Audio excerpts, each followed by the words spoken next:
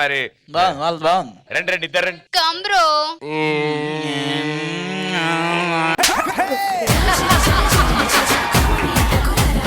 మన tea set లోకి దొంగలు వచ్చారా? నువ్వు పొందొచ్చావు కదా అందుకే వచ్చా. ఏంటి?